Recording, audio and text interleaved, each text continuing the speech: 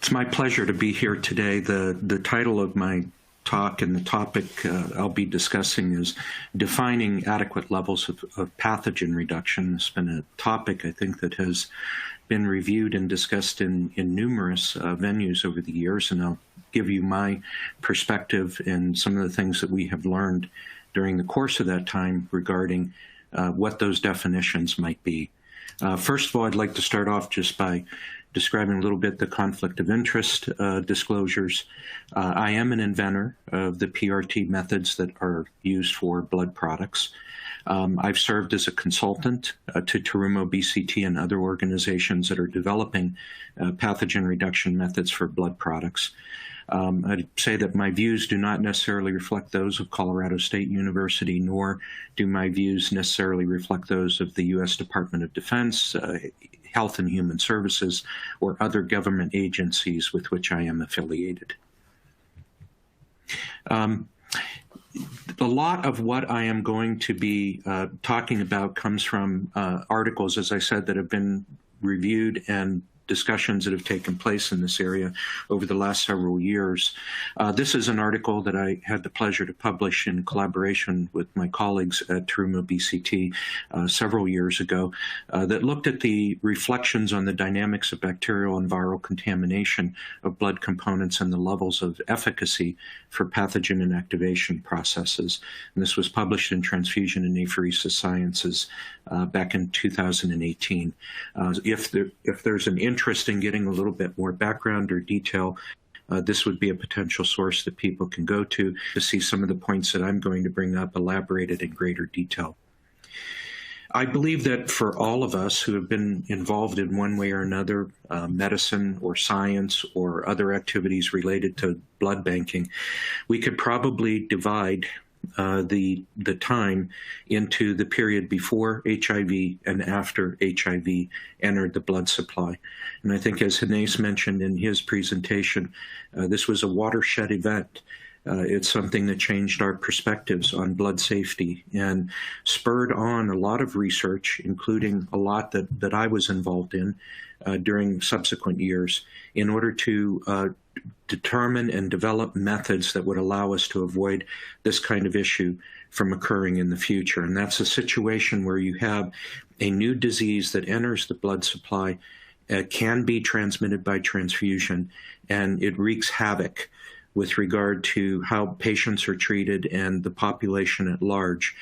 People who depend on blood products for their clinical care or for their well-being, and people who deliver those blood products with the intent of helping and clearly not doing harm in the process of doing so.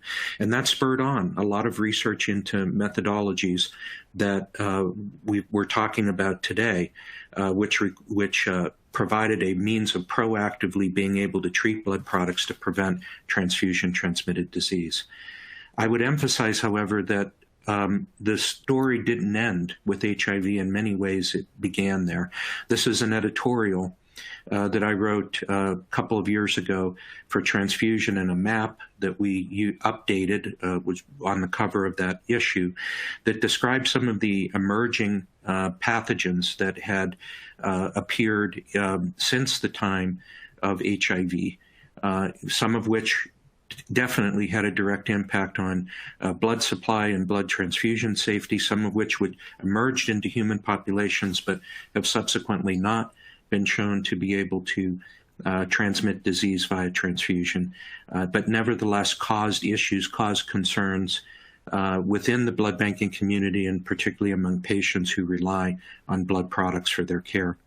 And I think, just summarizing this, if we look at the history of what has occurred, more than 1,400 species of human pathogens have been reported in the literature. 58% of those are known to be zoonotic, so they're transmitted through animal carriers in many cases.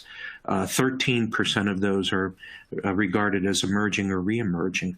68 pathogens designated with transfusion transmission potential.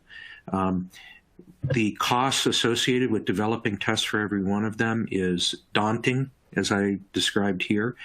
And the task never ends because we continue to see new viruses emerge. There have been 5.3 viruses per year during the period from 1940 to 2004, of which 60 to 70% are human pathogens. And I think we all have the most recent experience with SARS-CoV-2 as an example of what happens when you have a disease which jumps from animals to humans and has the potential to impact human populations in a very significant way.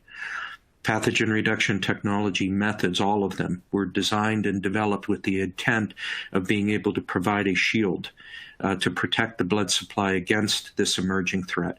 And one that will continue and is likely to continue because of the dynamics of disease transmission around the world and factors that are influencing an increase and an acceleration of the rates at which those emergence of new agents occurs.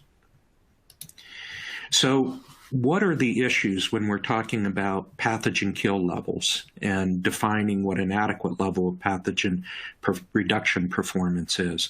Well, I think importantly, the question is, do we kill enough of whatever that may be, that bacteria, that virus, that parasite that may be present? And how much is enough? And I think also importantly, is the effectiveness broad enough to suggest that future agents emerging into the blood supply may be addressed? So that if an agent like a coronavirus enters into the blood supply and is transmitted by blood, and as Inés mentioned, that does not appear to be the case today, so it may have been another bullet that we dodged in that regard. But if an agent like that is emerging, would the data that we have, would the information that we have be able to describe a situation where we could protect against that new emerging agent? So the breadth of as well as the depth or height of pathogen reduction performance is also something that needs to be considered when we're looking at this issue. So in defining an acceptable pathogen reduction performance, again, we have to define what is an acceptable level. Well, an acceptable level would be one that prevents disease transmission. We have to be able to reduce the viral, the bacterial, the parasitic loads that are present in a blood product to a level where the transmission of disease by that product is either completely eliminated or the probability is reduced to a level where it's not only highly unlikely and improbable, but impossible to occur. So we have to reduce the pathogen load to the point that the risk of infection drops to essentially zero probability. May be impossible to ever define a zero case scenario, but we want to be able to reduce the levels to something that at least suggests that it's becomes an extremely rare or is an extremely rare event that occurs as a result of transfusion. When we look at viruses, the question is complicated by the fact that you can have different periods during which a donor provides a blood product as a donation and is at a different stage of disease, exposure to the disease and subsequent disease that they're experiencing as a result of the virus replicating and growing within their body. There are different periods, and we described some of this in some early publications that describe the different phases of viremia that occur. When an individual is infected, there's a period during which the virus begins to grow. It may be below that limit of detection. The red line here is meant to signify a limit of detection if we were to use a conventional serological or even nucleic acid test. There's virus there. It may be infectious. It may be able to transmit disease, but the levels are so low that by our sampling and testing methods, we're not able to find it.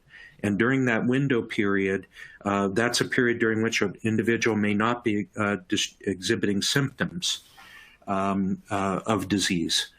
And so it's a very dangerous period in terms of blood transfusion, because you may have an asymptomatic donor who provides a product with a sufficient amount of material to cause disease transmission, but it's undetectable by current methodologies. Normally, that period is followed by what we'd call ramp up, where viremia begins to accelerate in the individual. And it often reaches a peak viremia. And it's at this point where the immune system really begins to kick in individuals who are immunosufficient and able to produce an immune response, where you begin to clear the levels of circulating virus that may be present in those donated products. And that can then enter a chronic phase if the disease is not completely resolved by the individual's immune system. You can have chronic levels of virus that exist over prolonged periods of time, or you can also have situations where the immune system completely resolves the disease, in which case the viremia levels drop to near baseline or starting levels with none present in circulation in the individual who is providing the blood donation. Every one of these phases represents a different risk profile relative to the donation and relative to the potential for PRT technologies to be able to address them. The higher the viremia, obviously, the more challenging for an inactivation process to be effective. These are some examples, actually, that are taken from real data, just to show you that this model or cartoon that I showed you is representative of what actually occurs in reality. And this is from a publication that Mike Bush and Brian Custer and my colleague Sean Kyle at Terumo BCT at the time published several years ago, actually looking at patient or donors with West Nile virus, with hepatitis C, with hepatitis B infections at different stages of time post the period at which they were diagnosed with infection, and the levels of viremia that were present. And you can see that, again, it varies broadly depending on the particular virus and depending upon the situation of the donor when they came in to donate, the days post exposure, post infection when it was diagnosed. But it follows patterns that are similar to that cartoon that I showed you previously in terms of low levels, ramping up, hitting a peak viremia, and then either coming down completely, as in the case of West Nile virus, coming down partially, as in the case of hepatitis B, or maintaining at relatively high levels over chronic periods of time in the case of hepatitis C. When we consider this relative to PRT effectiveness, again, for screened viruses, we're going to be looking at something where the red line actually represents the point at which we're able to detect the virus in circulation of the individual.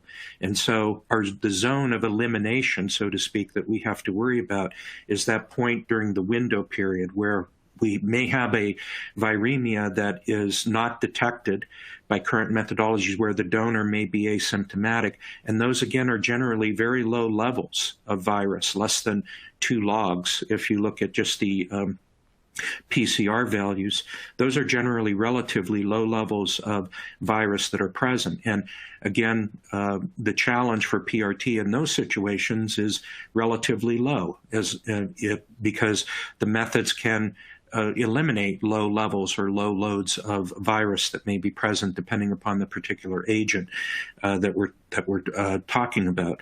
But those are cases where you have a screen virus and you're looking to eliminate that window period of detection, the point at which conventional methods of detection would not be able to detect that agent. When you have a new or unknown or an untested virus that is present, so you don't have a diagnostic, well, the gates are open completely in that case. And what we're most worried about, of course, is the period of time when you have a peak viremia, when a donor donates at some point after they have been infected, where their body has ramped up the amount of virus, and so the viral loads at that point may be considerable. Now, importantly, in clinical situations, in this case, at most points when you have these very high viremias, the individuals are exhibiting symptoms that would be identified. There might be malaise, fever, chills, other types of things that show up during the donor screening, physical screening. But there could be some cases where the viral loads, you're reaching these high viremia levels in a patient, but they still could be asymptomatic, or it may be missed during the screening process. And those are the situations where you can have breakthroughs, or where you can have individuals who donate a product that, again, the virus is present. We don't know it's there in this case because we don't have a test for it, and they may be asymptomatic. And in the case of PRT, the question is, do we exceed the levels at which that viremia is present, and you have infectious particles there that can be transmitted to a recipient?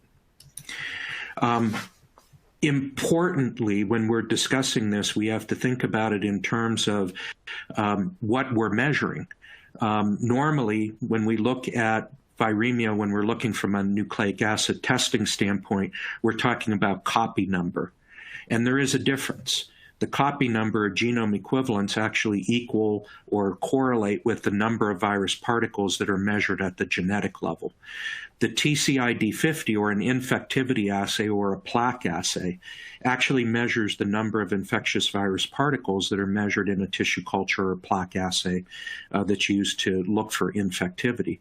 So the clinical relevance of this difference suggests that every virus particle detected is not necessarily infectious. We can find a lot more copies generally of virus, and my lab, for example, is doing some work right now with SARS-CoV-2 where we see 1,000-fold differences between the levels of RNA that are detected and the amount of infectivity that we see in cultured samples of the virus in traditional TCID50 or plaque assays. So there's a difference in terms of when we're defining what that peak viremia is and the effectiveness of pathogen reduction technologies. We really talk about the reduction in infectivity. Again, it's infectious particles that we're worried about, not just whether or not there's RNA or copy numbers that are present, which may or may not be infectious.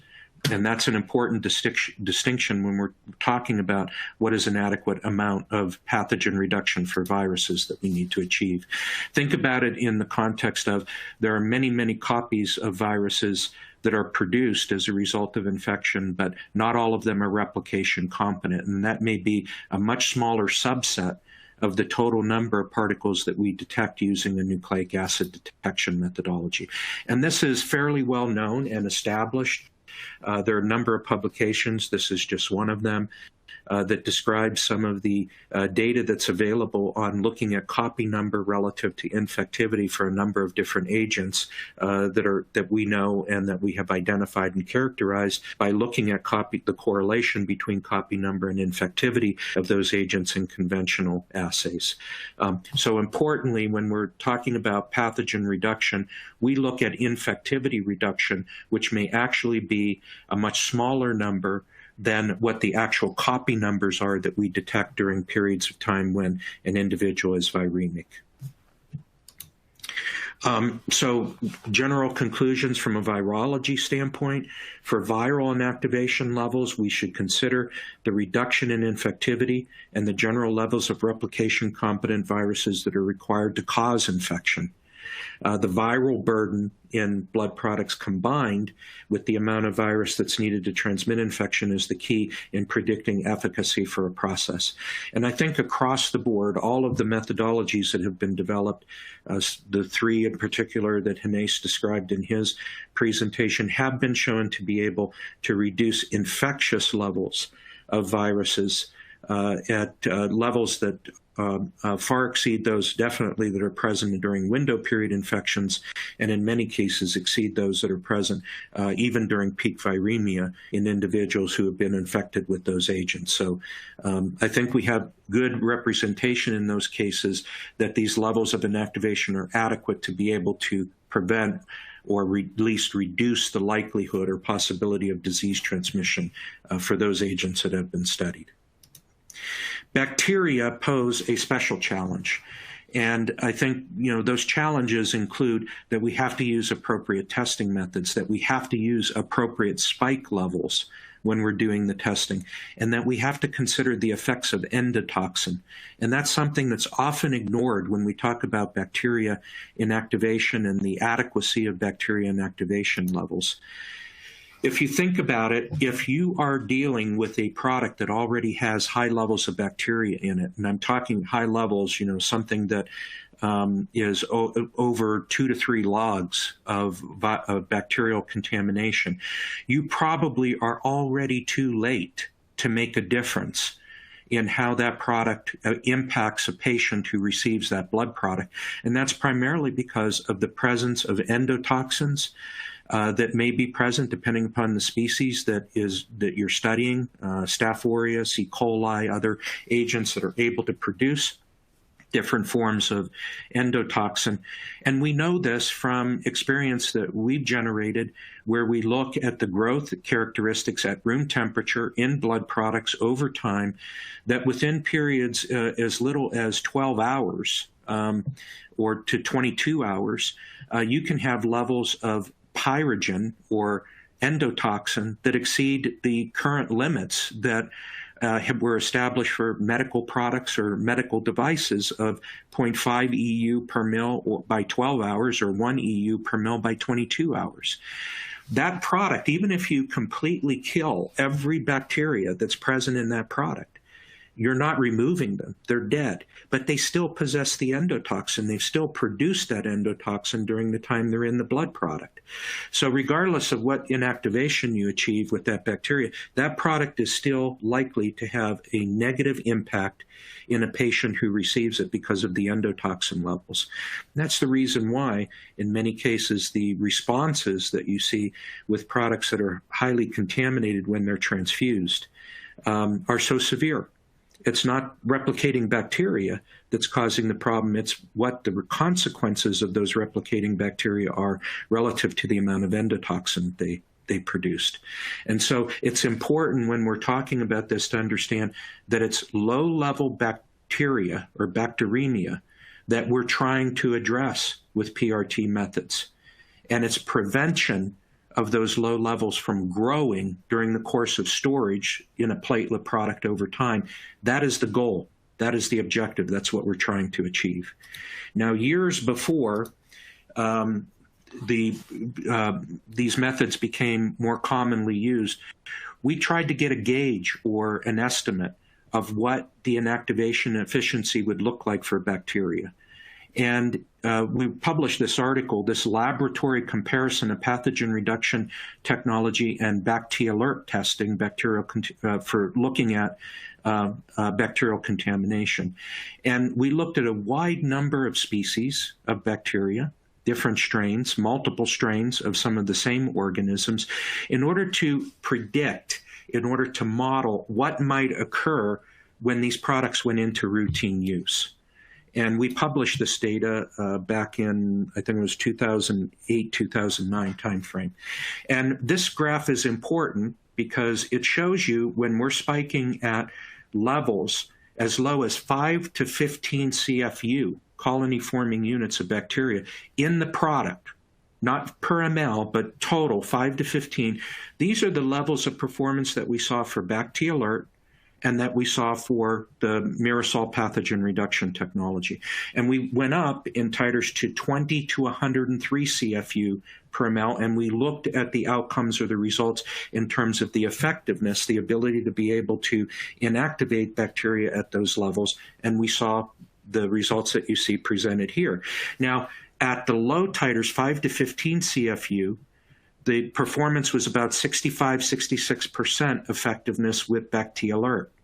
How did that compare to the real-world values that were being reported at the time with Bacti-Alert? Well, those range from about 50 to 75%, depending upon the incubation time, the sample volume that were being used for the assays at different locations around the world.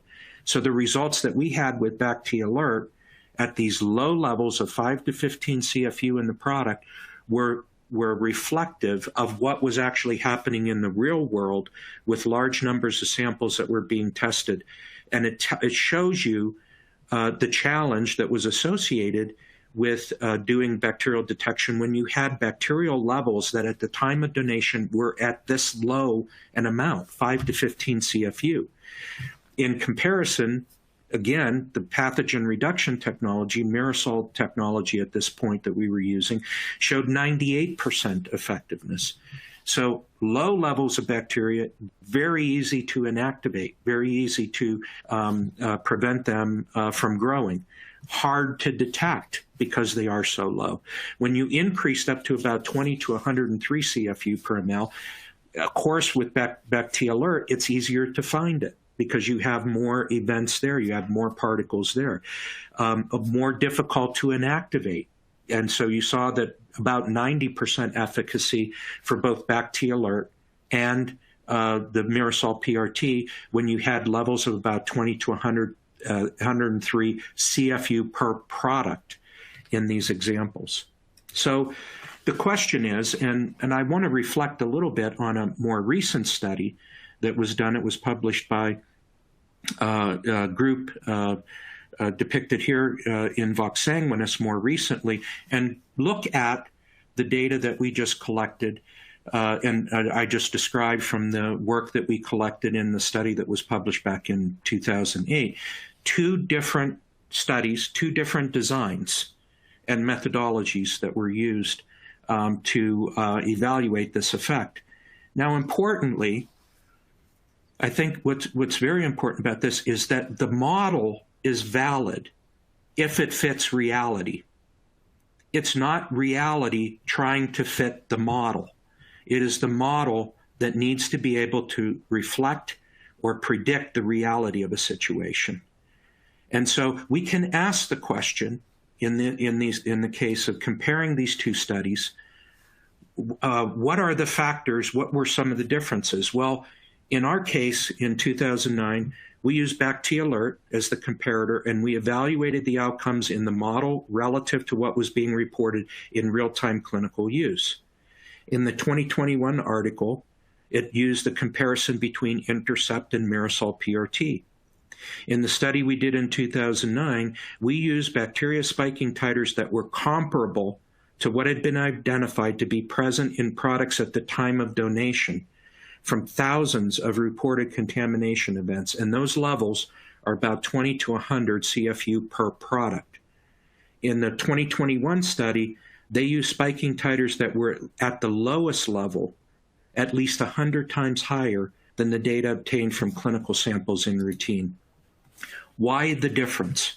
Okay, why did we use 20 to 100 CFU per product? It's simply because that is what we know from studies with donated products that are found to be contaminated are the starting levels that are present. And how do we know that?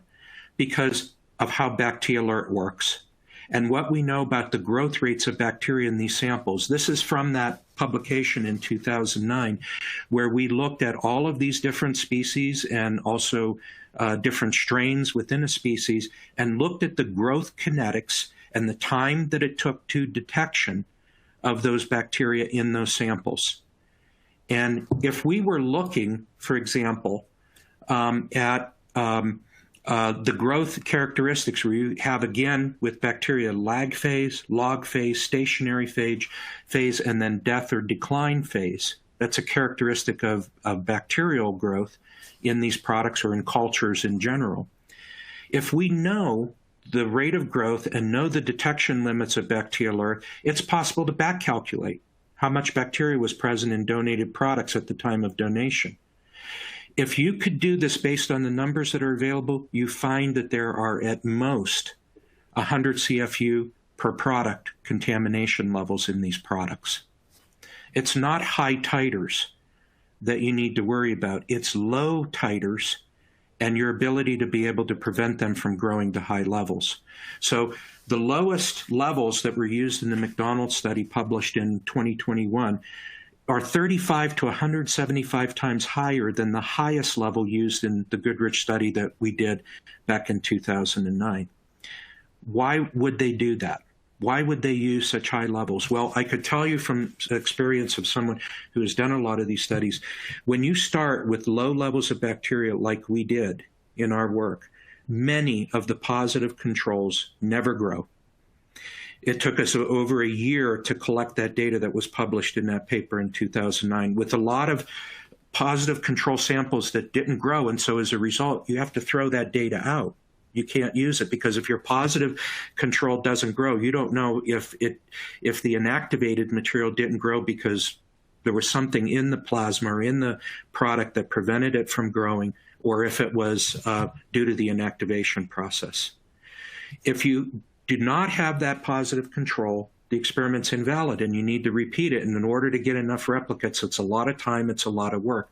So to shortcut the method of getting the data, what generally I have seen is that people start with much higher levels of bacteria in the samples so that the positive control is always positive. But that's not what happens in real life. And I think that we have to look at the implications of that.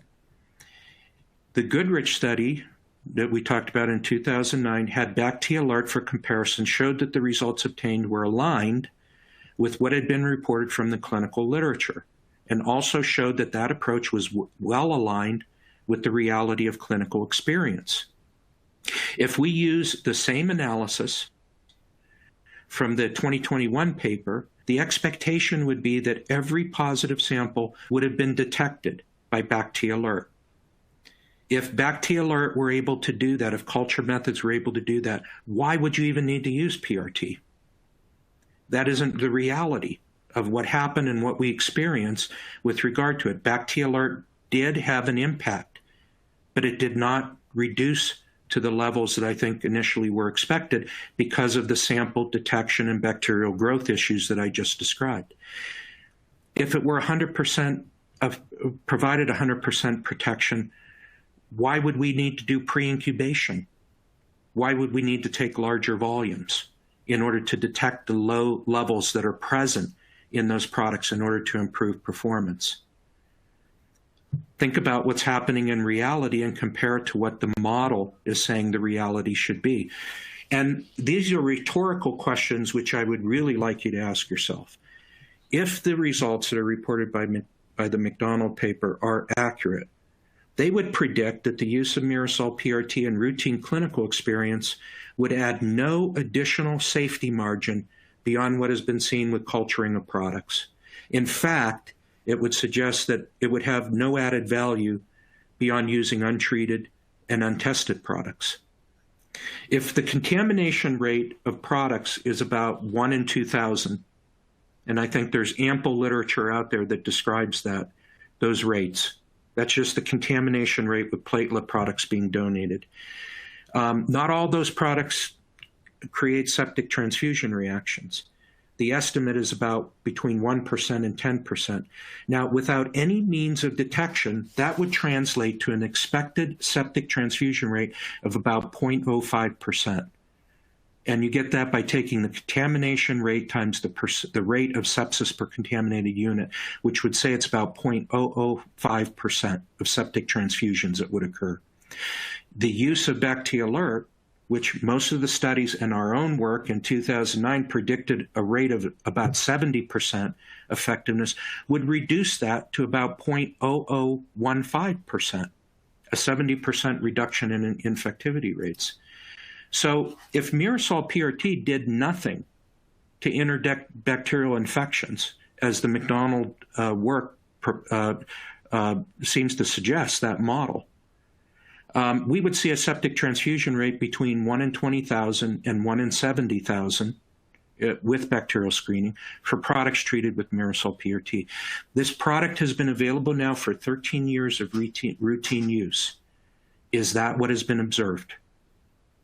Are the levels that are being observed for septic transfusion reactions after patients are transfused with Mirasol-treated platelets close to 1 in 20,000 or 1 in 70,000?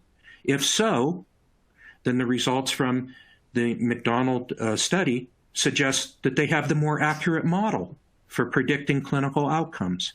If not, and the data is closer to what we predicted back in 2009, an estimated rate of less than 1 in 1 million events, then that is the model that is a better predictor of the reality that is being seen and experienced in the clinic. In 10 years, over 940,000 platelet products have been distributed with the Mirasol PRT technology. So we're close to that million number. There's been hemovigilance work that has been done in this area, going back to over 150,000 products that were part of active and passive hemovigilance, some of that published data.